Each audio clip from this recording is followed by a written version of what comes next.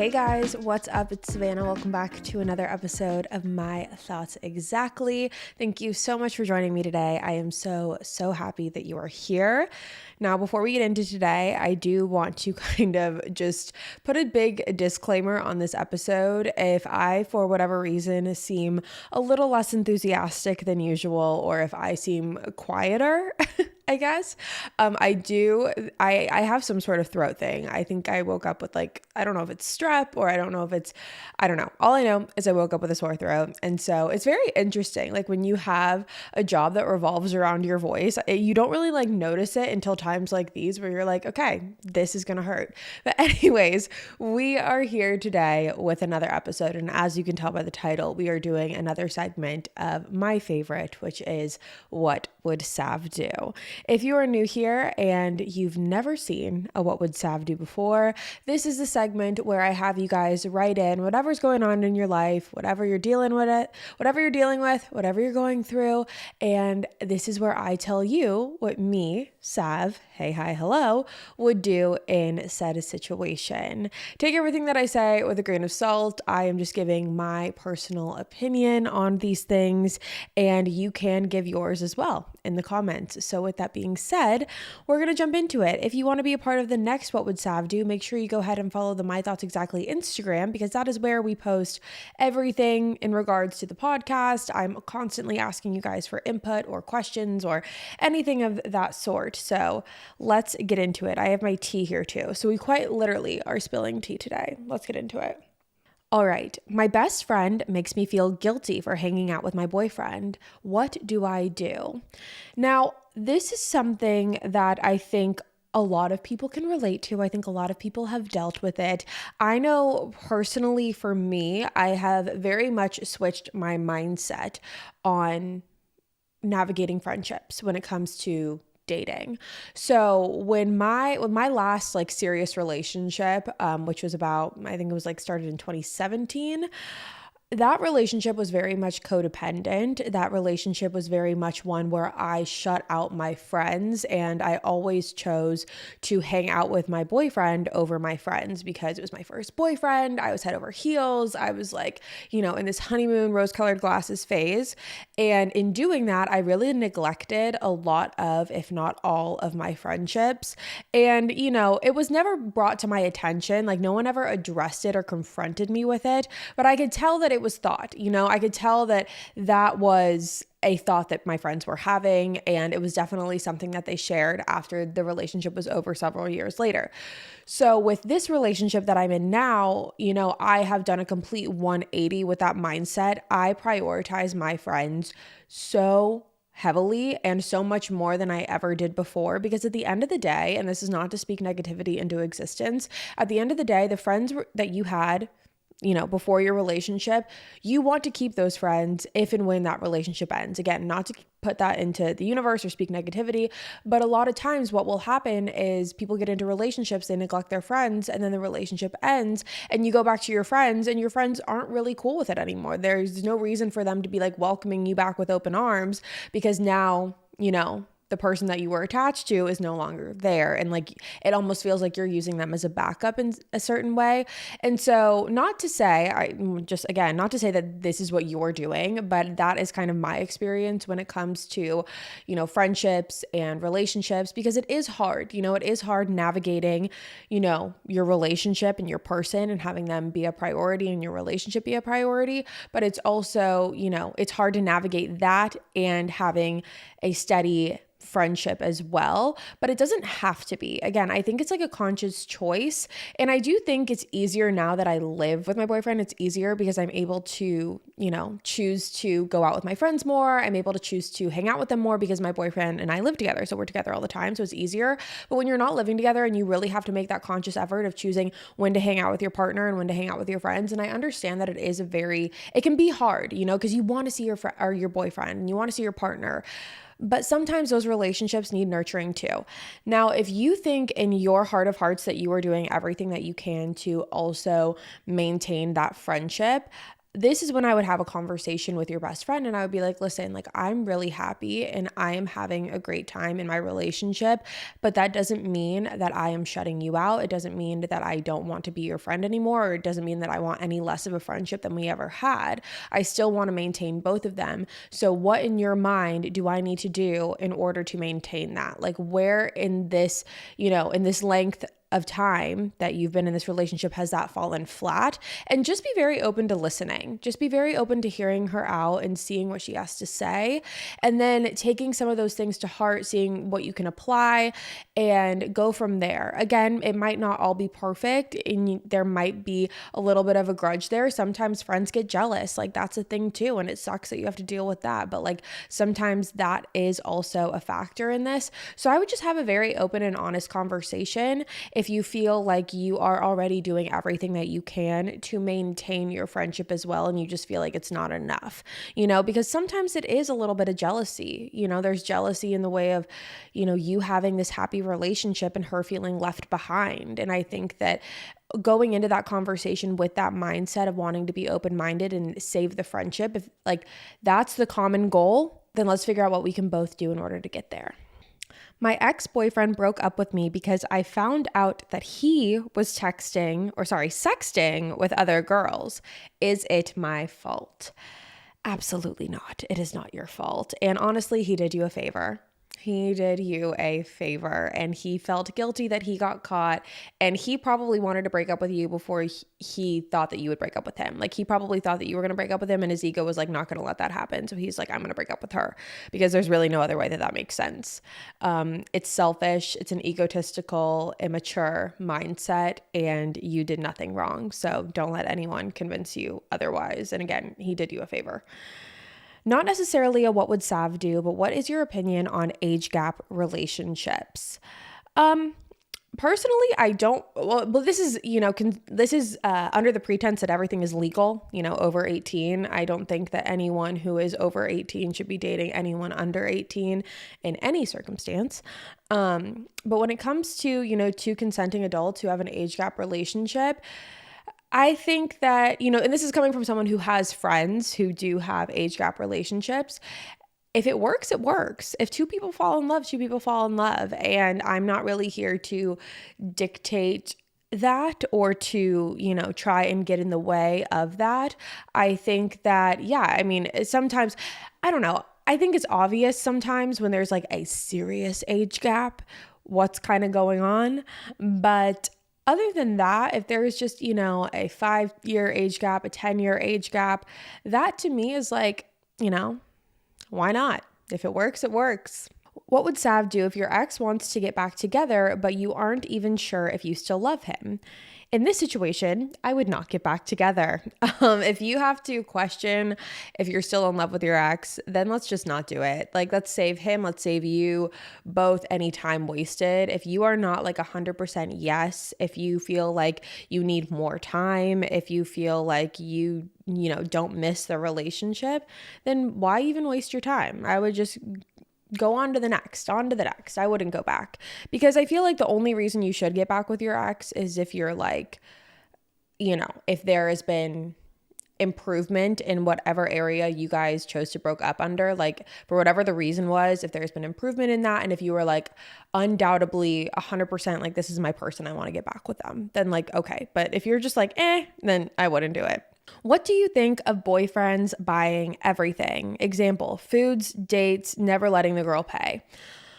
Okay, this might be an unpopular, controversial opinion, because a lot of the relationships that I have had, I have been the one who has always paid. I've been the one who, will always put the card down. I've been the one who goes out of the way to get the gifts. I will go out of the way in every capacity that I can. And I've always made a lot of excuses as for why I've done that. I think a lot of times I was like, I never went to college, and so I've had a job for a lot longer, and, I can afford to do this and they can't, and blah, blah, blah, blah, blah, bullshit. Here's the thing. I think now my mindset on this is I have no problem, being where I'm at in my relationship now. We're 2 years in, splitting things, right? If he's got dinners. He always gets dinners. Like Hayden always pays for like dinners and stuff and, you know, gifts and things like that. And he paid in the beginning of the relationship as well. I think it's very important to set a pretense and to set a precedent when you are in the beginning of a relationship. I think the man should pay. And maybe that's old fashioned. Maybe that's old school. Sorry. I think the man should pay. And, you know, that's just whatever. That's my thoughts. And I do think that over time, the girl should pay if she wants. I'm not saying you have to, but that's what I do. Because I always feel really weird whenever I feel like I owe someone something, or whenever I feel like I owe someone money, or whenever I feel like someone is paying a lot for me. Like, I don't really like it.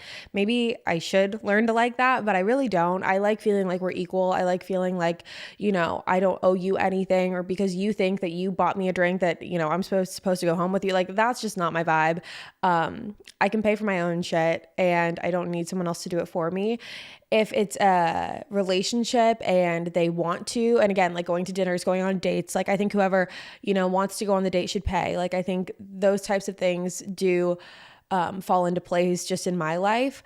But if you're someone who's like, I never want to pay ever, then like, go you, do that. If you're someone who, you know, likes to kind of split it where you can and like pitch in and help out, then do that. And if you're someone who's like, I always want to pay, then go for it. But for me personally, I do think that, you know, it is important in the very beginning of a relationship to set a precedent and to have the man pay. And then after that, you can kind of figure out like where you want to start chipping in here and there to help out with certain things.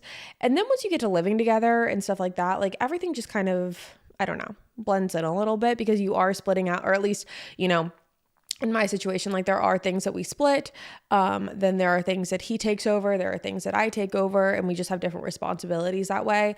But in terms of what you said, which was food, dates, and never letting the girl pay, again, if you don't want to pay and he's not letting you pay, then it's a win-win. If you want to pay and he's not letting you pay, maybe have a conversation and be like, it's like, I can pay, it's okay. Or yeah, I don't know. That's just my thoughts about it. I don't think that like you should have to pay if you don't want to. And if someone's not, you know, making you pay. But I think that should be kind of like a conversation. I don't think I ever like paid with Hayden until maybe like the fourth date. Granted, I don't even remember what our fourth date was. I know he definitely paid for like the first 2 or 3. Definitely the first 3. And then I think we like cooked at home or something, and I might have like brought over the groceries or something. I'm just guessing. I have no idea what we did for our fourth date, but I did end up like slowly starting to pitch in too. So those are my thoughts. Next one, what would Sav do? I'm not feeling ready to date again, but I'm doing it anyways. I think if you go into that mindset just with like a no pressure, you know, let's just like have fun, whatever happens, happens, and just a very like realistic mindset for yourself as to what your expectations are for other people as well as yourself. And then when you are going on dates and whatnot, setting those expectations to be very clear is, you know, I'm not necessarily interested in starting a relationship, or I'm just, you know, kind of putting myself out there and getting to know people. I think that's really important. Obviously you don't have to like advertise as that, but you know, if that conversation comes up and someone's like, what are you looking for? Just feeling like, you know, I'm just interested in meeting new people right now and kind of seeing where it goes from there. Something as casual as that. I think if you were, you know, actually having to force yourself to put yourself out there and it's like actually like pulling teeth and it's torturous for you, then don't do it. No one's forcing you and you don't have to. And I think it's okay if you just, you know, want to take your time with that. You know, there's no rush. There's no rush at all. Hey Sav, I'm in a new relationship, 2 months officially together, and I want to meet his family and have him start to open up more about his past. I don't want him to feel pressured, but I want to learn about him and the things that shaped him into who he is now. How should I go about doing this, and what do you think is the appropriate and realistic timeline to meeting your significant other's family? Okay, this is really hard because, well, it's really not, but in terms of like a timeline wise, that is very, very subjective. And I know for me personally, like I never really had boyfriends in high school, and my first boyfriend, I think, met my family, I don't know. We got together in September. He might have met them around like the December timeframe, probably the December timeframe, I'm pretty sure. So that's like 3 months or so. But again, I think it's, if you're in high school or whatnot, it's different. It's different for everyone. I just saw Sophia with an F, like her podcast, and she was talking about how meeting the family is something that's like not really significant for her. She was like, if I like you and I'm like, oh, let's go chill with my mom after this, and they go do it, like it's not a big deal. Personally, for me, I'm not like that. Meeting my family is a big deal to me. And if I'm letting you into that part of my life, it means that I actually see a potential future with you. But again, everyone is different. In terms of getting him to open up about his past, I would just be very honest with him. I would be like, listen, I really am. Well, you don't want to say I love you yet if you haven't said it, but you could just say like, listen, I'm really enjoying our time together. I'm really enjoying our relationship. I've loved getting to know you thus far, and I want to be able to learn more about you and learn what shaped you into the person that you are, why you are the way that you are, and all of the things that make you you. I don't think that anyone would be mad if that was said to them. I know me personally, I would be like, oh my God, that's amazing. They care about me. But yeah, I don't think that's necessarily a bad thing. Did you say that you want to meet his family or you are about to?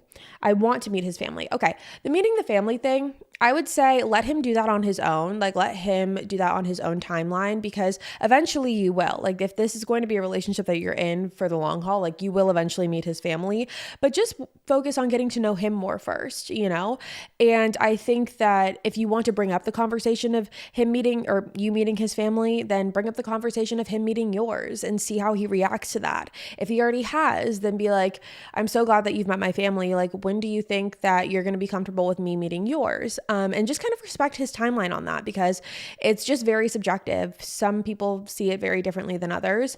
So yeah, I would just be very honest in that conversation. I don't think that that's a bad thing at all. Okay, what would Sav do? How would you handle gym anxiety? I want to go, but I'm nervous because of the eyes on me. I definitely understand this. A lot of times when I go to the gym or I'm in my workouts, like in the gym, I've noticed over the past couple of years, I've definitely had times of feeling insecure because I feel like there's a lot of like gym rats, or what are they called? Gym bros and gym girls and TikTok girlies and whatever. Everyone's like in the gym and they're doing their thing. And for someone who's like not an advanced fitness person, I'm not necessarily like on their caliber. And so I feel like sometimes like I look like an idiot. And here's what I've decided, and here's what I've, gathered from those years of thinking like that, is that really no one cares.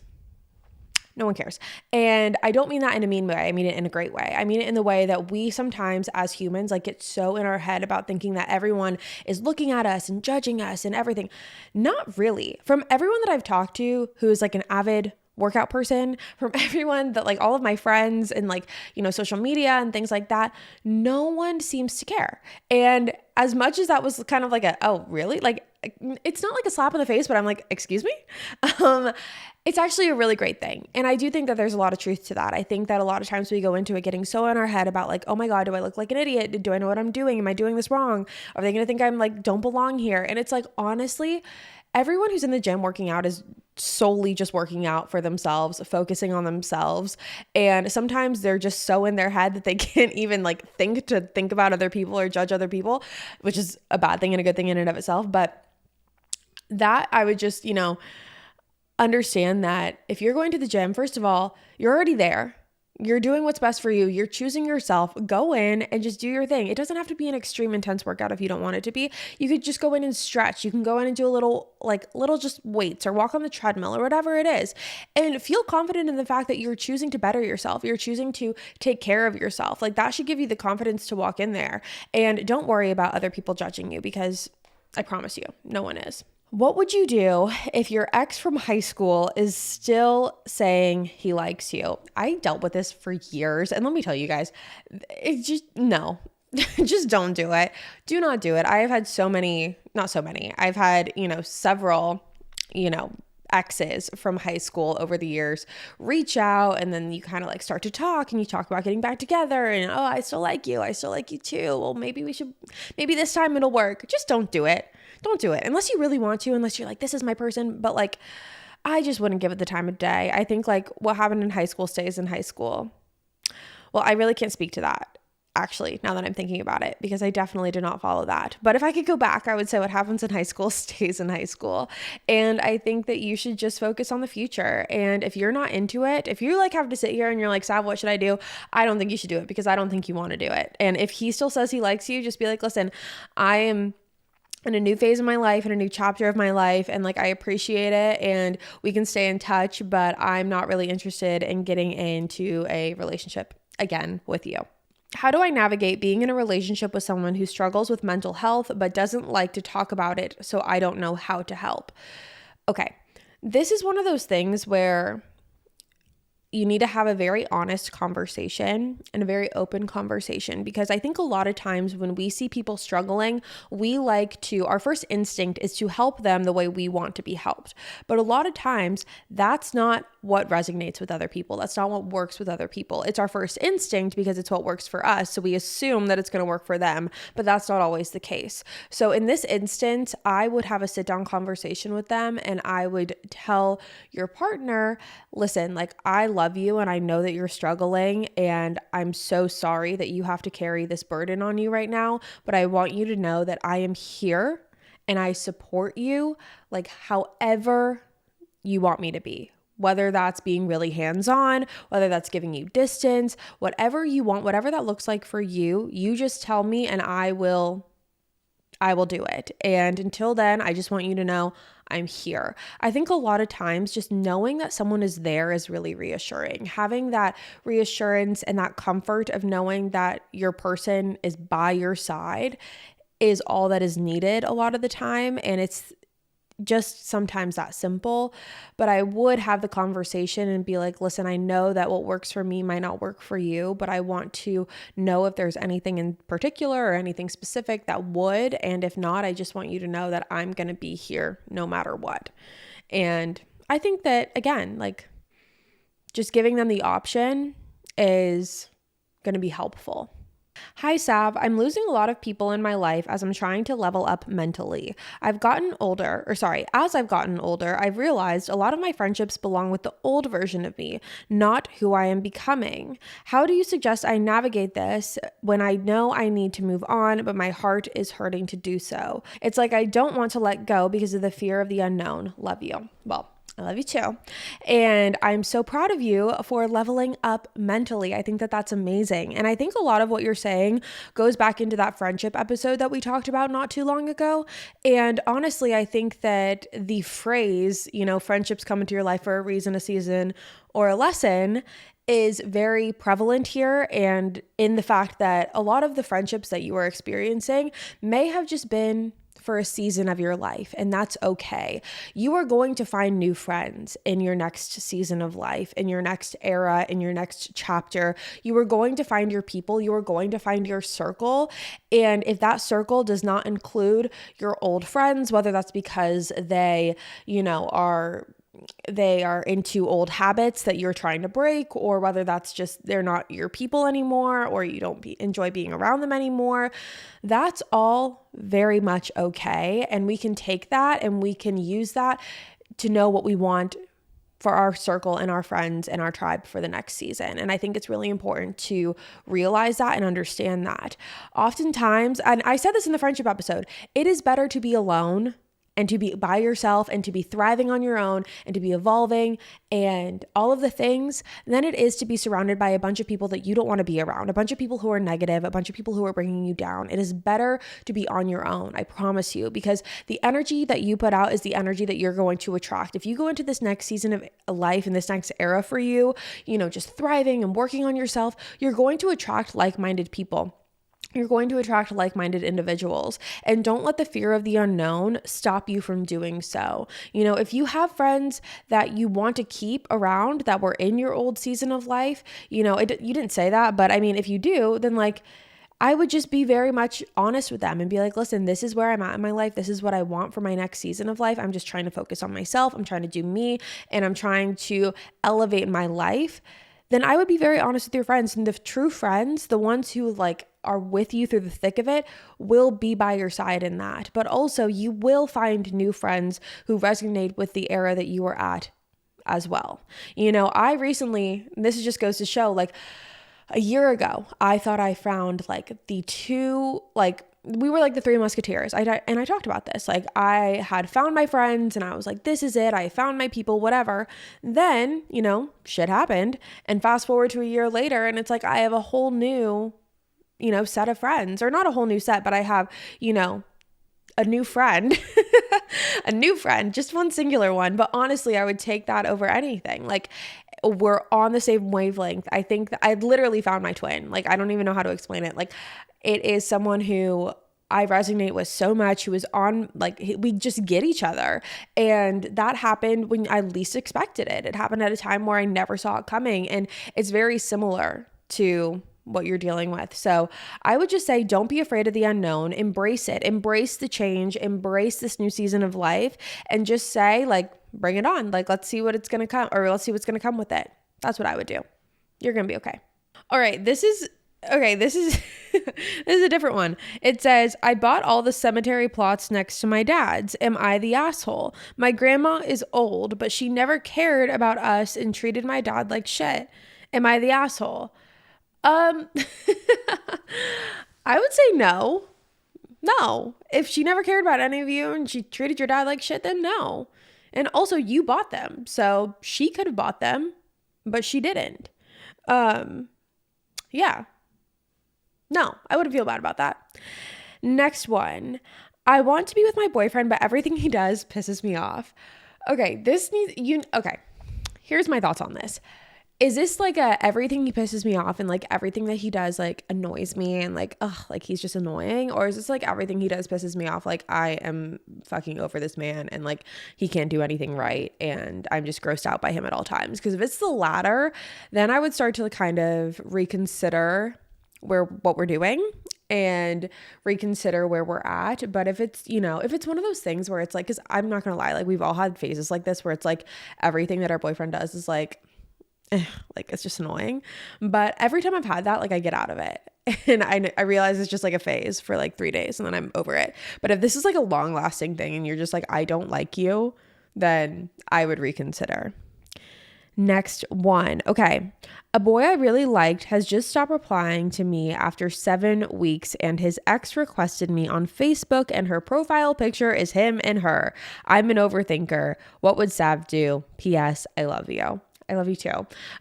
In this situation, I think it's very clear what happened. And it's unfortunate. It's very unfortunate. And the thing is that I think you just have to stop talking to the guy.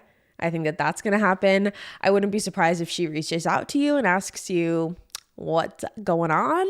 But if she doesn't, I would just stop talking to him and I would just move on because it's clear that whatever's going on with them, there is something still lingering and still going on, whether that's a full-on relationship, whether they're trying to get back together, whatever it is. And so I wouldn't entertain that. We don't need to be involved in anyone else's mess. Okay, now we're moving on to the longer ones that are in my DMs. So let's get into that too. I've been struggling a lot with my mental health and I'm not sure how to get more motivation. I just have no energy anymore. What would Sav do? Okay, first off, I'm very sorry that you are feeling like that and you're feeling like you're lacking motivation and drive, and it's a really heavy feeling. And so I'm very sorry that you are experiencing it. I would say that in the times that I have felt like this, what's been really important for me is to break my routine, to do something different, whether that's walking to a local coffee shop, whether that's going for a walk in general, going on a drive, doing something that isn't just sitting in my room and sulking. And, I think that it's good to recognize your feelings and to sit with them for some time. But once you do, I think the best way to get motivated and to kind of get back into doing things is to break your normal routine. And I just kind of visualize it as like glass breaking, if that makes sense. And then you're able to just walk through. I feel like sometimes there's a glass wall and we're just behind it. This might be really stupid. This is just kind of the way my brain works. And there's a glass wall, we're behind it and we feel like we can't go forward. We feel like we're losing motivation. We feel like, we're just really struggling. But then we break our routine. We do something different. We do something that makes us happy, doing something that makes you feel good. And then the glass breaks and we're able to walk through. And just breaking the routine, doing something different so the days don't feel as mundane. Again, doing something that makes you happy, doing something that makes you feel good and just better. Even the little things like taking a shower, taking an everything shower, or washing your sheets, or, having your favorite comfort meal. things like that. But I am really sorry that you're going through it, but I promise you it will get better. Okay. Next one. I met this boy a few months ago and I really, really like him. However, I am going traveling soon for 7 months. Should I try long distance with him or end things before they get more serious? It really feels like right person, wrong time. I would say like 7 months is quite some time. It definitely is not nothing. So I would have a very honest conversation with him. And I would say, well, you did say you were talking. Did you say you were in a relationship or that you were just talking? So let me go back and see this for a second. I've met this boy and I really, really like him. Oh, but you're traveling soon for 7 months. Okay. I guess it just depends. Oh, you met this boy a few months ago. Sorry. My brain is like all over the place. You met this boy a few months ago. You're about to go away for 7 months. You don't know if you continue talking or not. I don't think that there's anything wrong with continuing to talk. I just wouldn't fully commit yourself. I wouldn't commit yourself for the 7 months that you're gone to be like, not tied down. That doesn't sound right. But like, you know, like you want to be able to just explore and like whatever you're doing for these 7 months, be able to do it to your fullest and like have a bunch of fun and not have to worry that you're like constantly, you know, texting someone back or calling them back or whatnot. I would say that if you were already in the relationship, it would be a lot different. I would just say, yeah, like do the long distance, figure out how to make it work. But since you're not actually dating, I would just have a very open and honest conversation with him and just be like, listen, we both know that I'm leaving for 7 months and like that's going to suck, but I do, you know, I want to continue to talk to you. And when we get back or when I get back, then we can, you know, hang out again and see where things go from there. But I don't want to put any pressure on either of us while I'm gone. But I also do want to continue to talk to you. I want to like continue to text you and call you and whatever. And then when I get back, we can see where things are at. I don't think that you should put pressure on yourself to get into a relationship or to start dating him. Because like if you weren't going on this trip, would you date him? Or is it just because you're leaving that you're like, oh, should I just date him just because I'm like going on this trip? No, I think that you should enjoy your trip and just talk to him. Just continue to talk to him. Continue to do what you want to do for the 7 months. You can talk to him as well. And then when you get back, if he's still, you know, there, I think that that's a risk you're going to have to take. I think that you can't expect him to not be with anyone else when you come back. So there is a little bit of a risk factor there, but it's the same for you too. You get to go out and enjoy and like have fun and live your 7 month wherever you're going to the fullest. So that's what I would do. But with that being said, you guys, that is going to be the end of this episode. Thank you so much for tuning in to another episode of My Thoughts Exactly. Again, if you're new here, hi, my name is Savannah and I am your host of My Thoughts Exactly. Make sure you go ahead and hit that subscribe button. That way you never miss an episode if you haven't already. We post weekly here on the podcast every Thursday and you're not going to want to miss it. I'll be back next week with a brand new one for you guys and I will see you there. Bye, guys.